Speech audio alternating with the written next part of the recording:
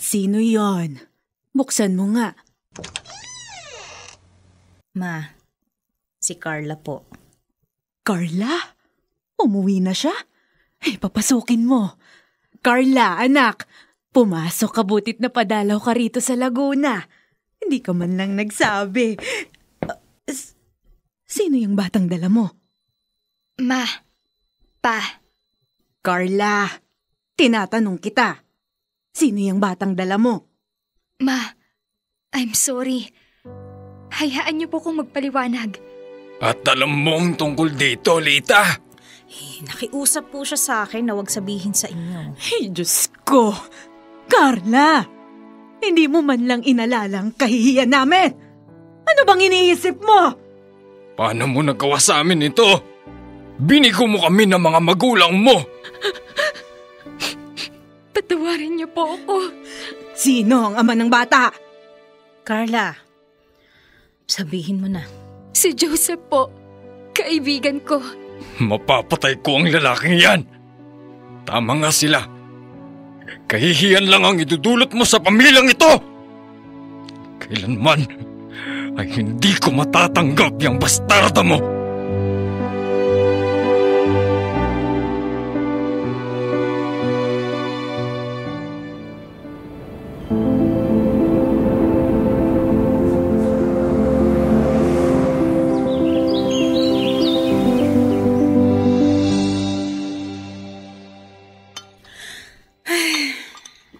Manang-mana ka talaga sa ina mong mahina ang kokote.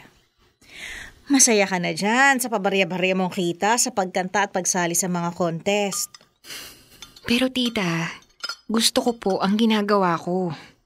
Nasa pagkanta po ang passion ko. Bakit? Makakabuhay ba ng pamilya ang sinasabi mong passion?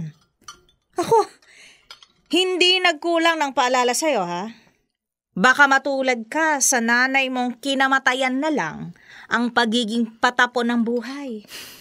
O baka naman nagmana ka sa tatay mong missing in action. Tita naman, sobra naman po ata kayo magsalita. Lita, hindi na tama yung sinasabi mo tungkol sa kapatid mo.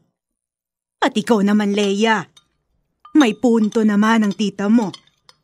Baka mas mainam na humanap ka na lang ng totoong trabaho at nang makatulong ka rin sa gastusin dito. Pero Lola... Tama na nga yan. Kanina pagkain, oh. Kaya lumalayo ang grasya. Pati sa harapan ng pagkain, nagtatalo kayo.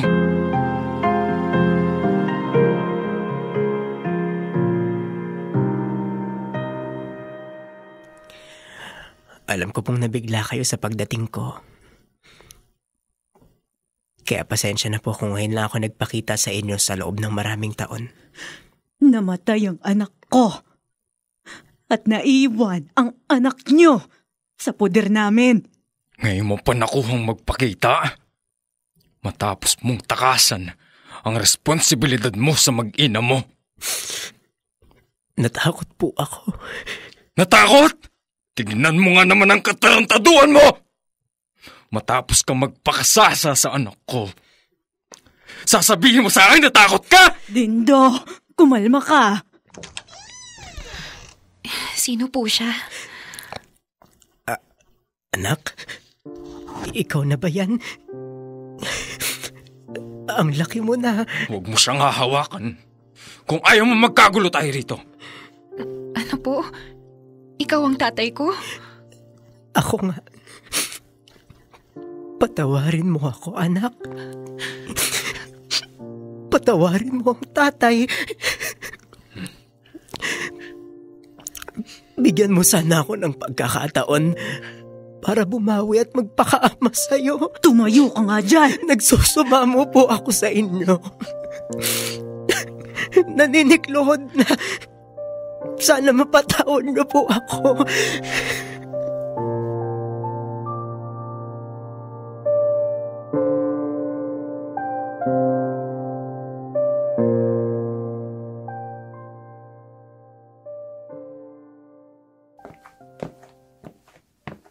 Lolo, may pasalubong po ako. Cupcake po ito. Ipinamigay po ni Governor sa mga contestant ng singing contest. Masarap po yan. Tingnan nyo.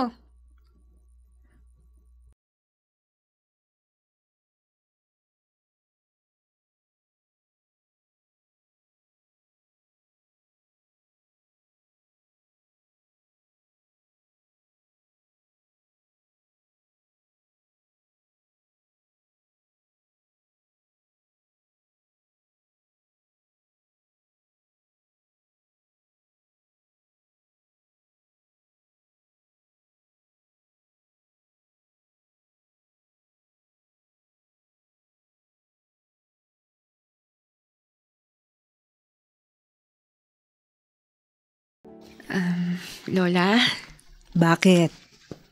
kasi po, mamayang gabi na po yung contest. Sa pagkanta na naman. Opo, sana po makanood kayo. Ay nako, Leia. Alam mo namang matanda na ako. At ayoko ng masyadong maingay. Yung lolo mong yayain mo. Baka sakaling sumama. Kahit saglit lang po, La. Pasensya na. Pero hindi talaga. Sige po. Lo, Oh, bakit?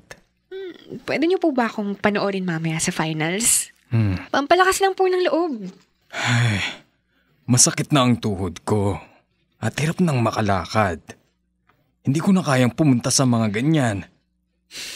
Ganun po.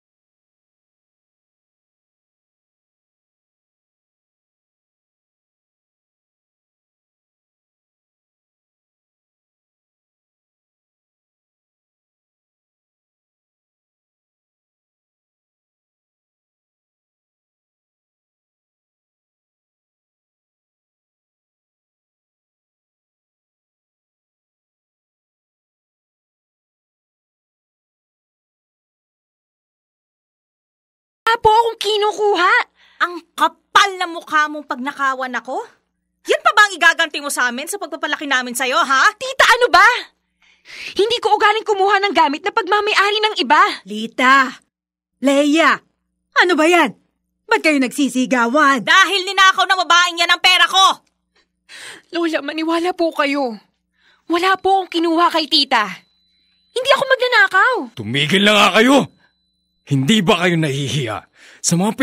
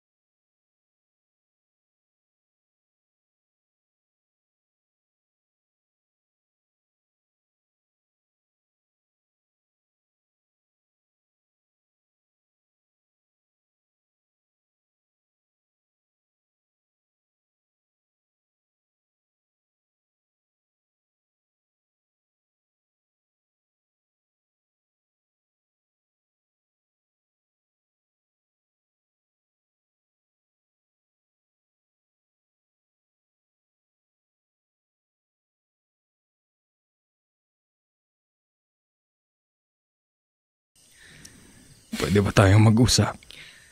Bakit po? Tungkol sa sinabi mo. Pasensya na po, Lo. Hindi ko po sinasadyang makapagbitaw ng mga masasakit na salita. Ganun na pala ang nararamdaman mo. May nagawa po ba akong masama? Dapat ba sumama na lang ako sa tatay ko? Apo, wala. Pero bakit ganito? Bakit po? Ginawa ko naman yung best ko para maipagmalaki ninyo. Pero sa tuwing inilalapit ko yung sarili ko, ipinagtutulakan niyo naman po ako palayo.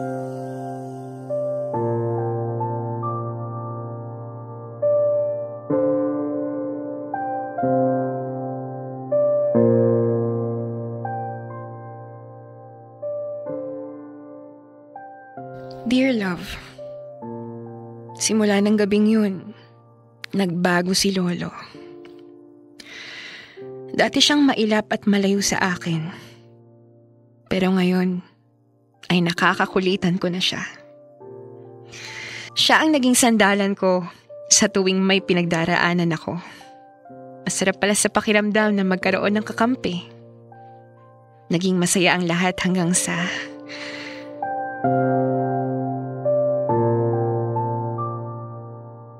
Leia? Tita? Bakit po? Gusto ko lang humingi ng sorry sa'yo. Ang tagal ko pong hinintay itong tagpong ito. Alam mo, simula nang dumating ka sa buhay namin, lumayo ang loob ni Carla. Dati kaming close ng mama mo. Pero nung dinala ka niya rito, nagbago ang lahat. Kaya ikaw ang napagbuntunan ko. Naghalit din ako sa mama mo. Dahil pinili ka niya kaysa sa akin. Nahiya ako sa sarili ko nang dahil sa mga sinabi mo. Kaya magkaroon ka pa rin sana ng puwang sa puso mo para mapatawad ako. Pasensya na kung kontrabida ako sa buhay mo. Tita, sorry rin po. Hindi ko po dapat sinabi ang mga yun. Ayos lang. Dahil nagising din ako sa katotohanang hindi na pala maganda ang pagtrato ko sa'yo. Pwede pa naman tayong magsimulang muli, hindi ba? Ang tagal kong pinangarap na magkausap tayo, tita. At maging malapit sa isa't isa. Salamat po.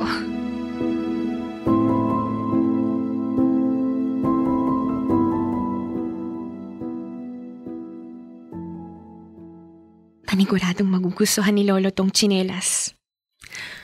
Lolo? Oh, Leia. Bakit? May regalo po ako. Ano raw? May regalo raw sa'yo, ang apo mo. Bingi. Sobra naman si Mama. Mahina na talaga ang pandinig ng lolo. O ito, isukat mo.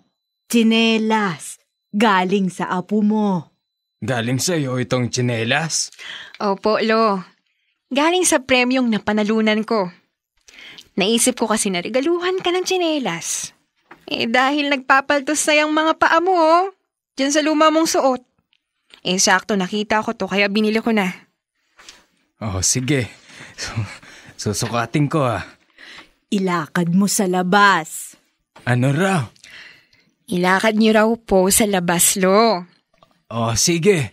Matanda na talaga kami ng lolo mo. Kaya nga po Kailangan na yata ng saklay ni Papa. Naku, imalakas pa yan. Tindo! Diyos ko! Tumawag kayo ng ambulansya! Dali!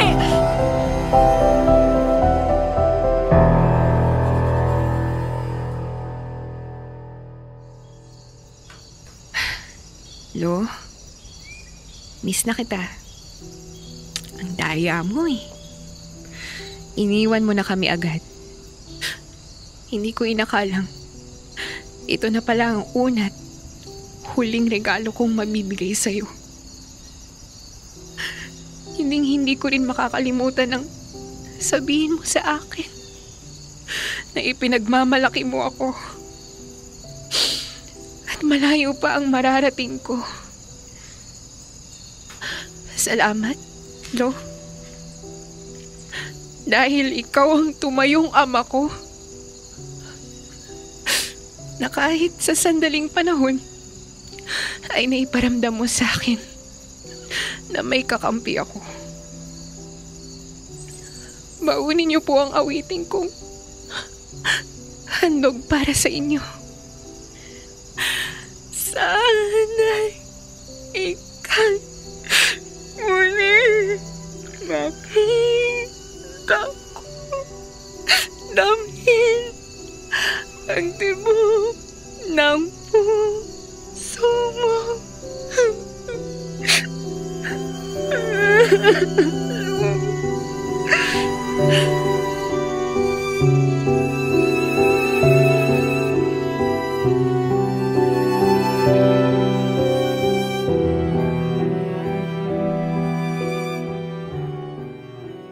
Dear love, akala ko sa pelikula at libro lang nangyayari ang ganitong bagay. Hindi ko na nga kinalakihan ng nanay ko. Namatay pa ang lolo ko. Ang sakit. Ang sakit mawala ng minamahal sa buhay. Ang dami kong gustong ikwento sa kanila. Lahat. Ang dami ko pang gustong iparana sa kanila. Pero paano pa? Wala na sila. At hindi ko na kailanman makakapiling pa.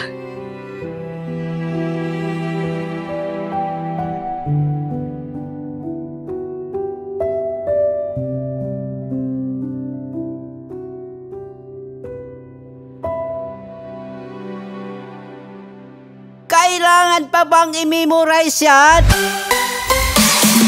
Love Radio Basic!